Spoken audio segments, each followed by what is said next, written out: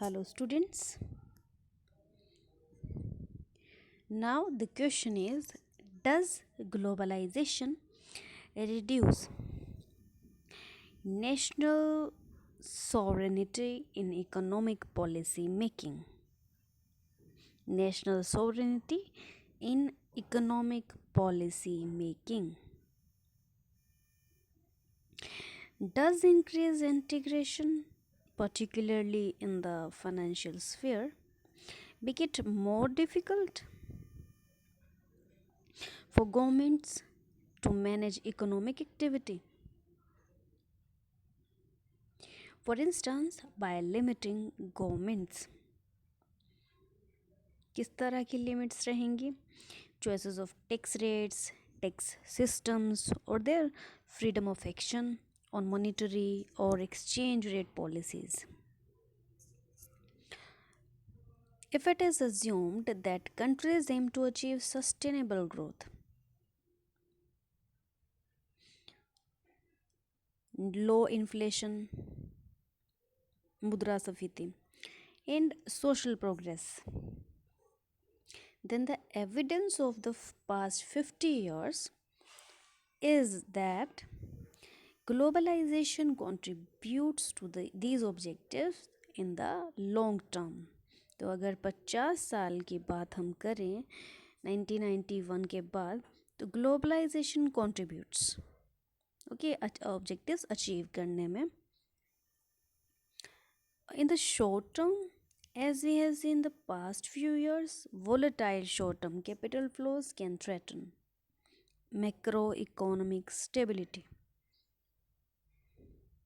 अगर अभी कुछ साल की ही बात करें पिछले कुछ सालों की तो स्टेबिलिटी जो है वहाँ हम कहेंगे कि थोड़ा रिस्की रहा शॉर्ट टर्म कैपिटल फ्लोज को ध्यान में रखकर अगर बोला जाए तो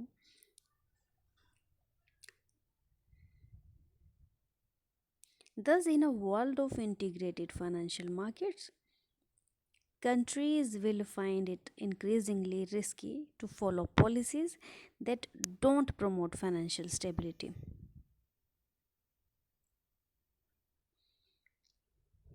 So, financial stability is must.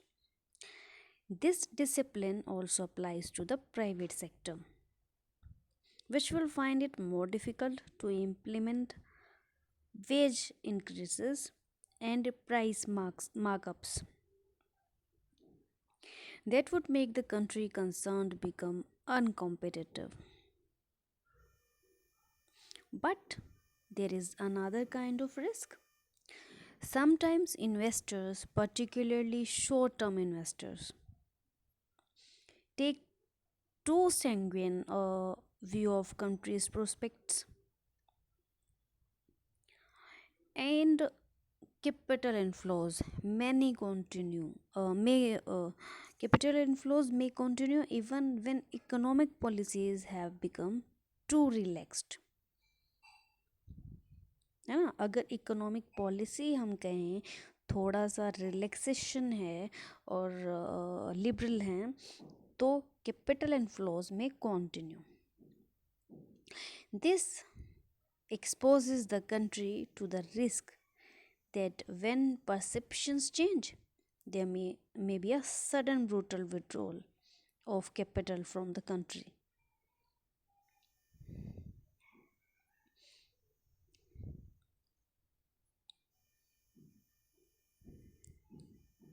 We can say globalization does not reduce national sovereignty, does not reduce. Okay, it does create a strong incentive for governments to pursue sound economic policies. Sound economic policies. It should create incentives for the private sector to undertake careful analysis of risk. Okay, private sectors पर भी ध्यान दिया गया कि उन्हें क्या चाहिए sorry उन्हें भी प्राइवेट सेक्टर को भी इंसेंटिव्स जो हैं देने चाहिए किसे ध्यान में रखते हुए रिस्क को एनालाइज करते रहें ध्यानपूर्वक. However, short term investment flows may be excessively volatile. Efforts to increase the stability of international capital flows are central to the ongoing work on strengthening the international financial architecture. In this regard, some are concerned that globalization leads to the abolition of rules or constraints on business activities. To the contrary, one of the key goals of the work on the international financial architecture is to develop standards and codes. जो हमारा मुख्य उद्देश्य रहेगा कि गोल रहेगा on the international financial architecture, standard develop करना and codes develop करना जो कि based on internationally accepted principles that can be implemented in many different national settings.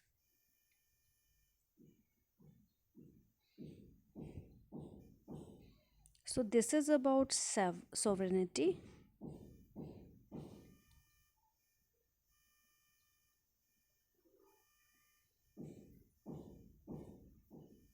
Now, does globalization increase poverty and inequality?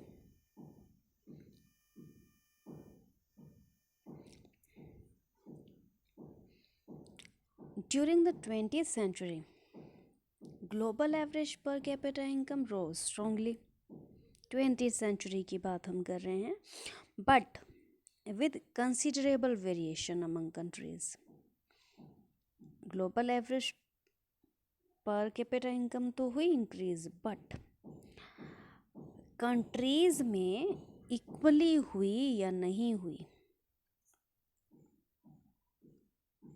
तो बहुत variations थे. Like एक country का per capita income ज़्यादा जा रहा था, एक कंट्री का कम जा रहा था. ओके, दैट इज़ वाई कि डेवलप्ड कंट्रीज़, डेवलपिंग कंट्रीज़ और अंडर डेवलप्ड कंट्रीज़ की बात करी जाती है. It is clear that the income gap between rich and poor countries has been widening for many decades. The most recent World Economic Outlook, एक magazine है, world report होती है वर्ल्ड इकोनॉमिक आउटलुक. तो अगर वर्ल्ड इकोनॉमिक आउटलुक की बात करी जाए, जो मोस्ट रिसेंट डेटा है, studies 42 countries representing almost 90% of world population. 42 countries ही जो हैं ना, सभी देशों में से वो represent करती है 90% of world population, for which data are available for the entire 20th century. It reaches the conclusion that output per capita has risen appreciably, but that the distribution of income among countries has become more unequal. Like अगर India की बात करी जाए तो यहाँ रुपी कितना चल रहा है अभी, कंपेयर किया जाए अगर डॉलर से, कंपेयर किया जाए पाउंड से. So in this way, like developed countries in European countries and India is developing country. अगर अंडर डेवलप्ड कंट्रीज़ की बात करें तो वहाँ का जो करेंसी है बहुत लो रहेगा as compare to dollar.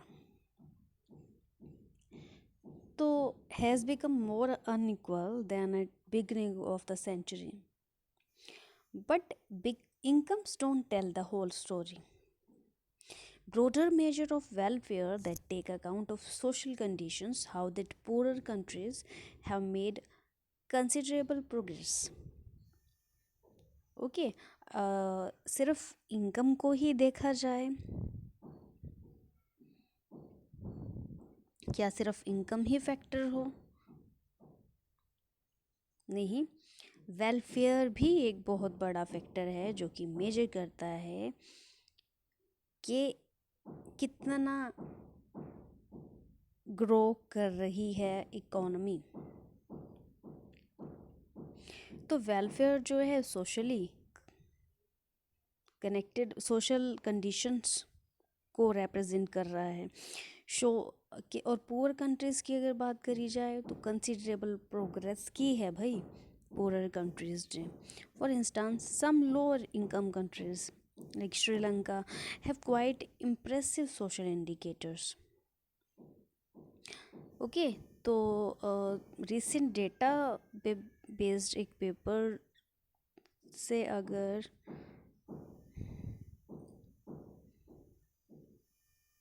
paper indicates if countries are compared using the UN's human development indicators, that is HDI, which take education and life expectancy into account. Okay, the base was education and life expectancy. Then the picture that emerges is quite different from the that suggested by the income data alone.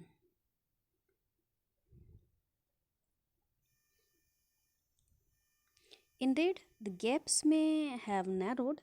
A striking interference from the study is a contrast between what may be termed as income gap and an HDI gap. Okay, study may vary either only base is income gap or HDI gap is there. The inflation adjusted income levels of today's poor countries are still well below those of the leading countries in 1870. ये economic reforms से पहले की बात हो रही है and the gap in incomes has increased but judged by their HDIs, है ना, इनकम इंक्रीज हो रही थी but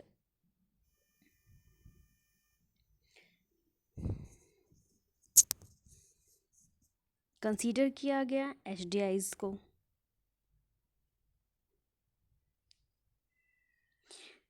Today's poor country are well ahead of where the leading countries were in 1870, है ना।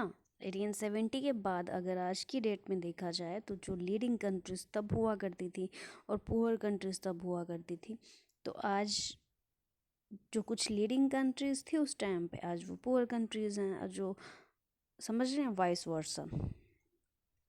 This is largely because medical advances and improved living standards have brought strong increases in life expectancy. But even if the HDI gap has narrowed in the long term, far too many people are losing ground. Life expectancy may have increased, but the quality of life for many has not improved. अब देखें, indexing की भी अगर बात करें, indicator की बात करें, तो देखिए लाइफ एक्सपेक्टेंसी जो है वो तो इंक्रीज हुई बट क्वालिटी ऑफ लाइफ क्या इम्प्रूव हुई?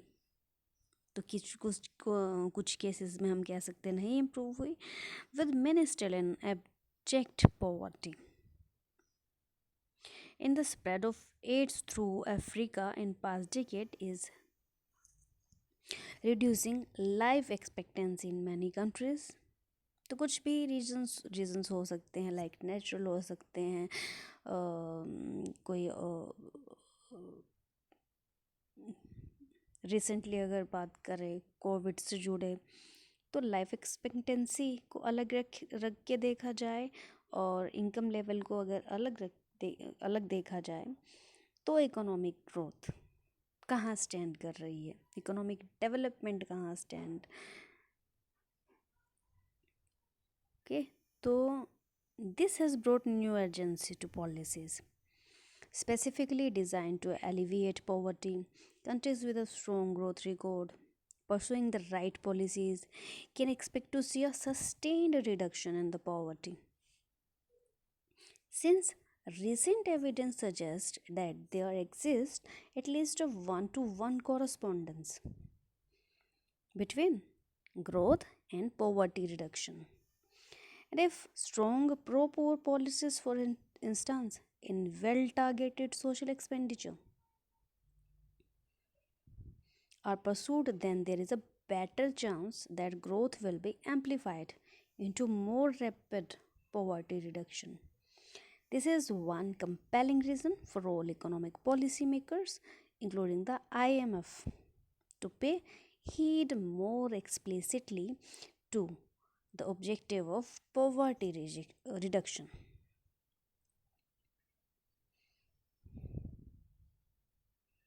So, this is it. Thank you.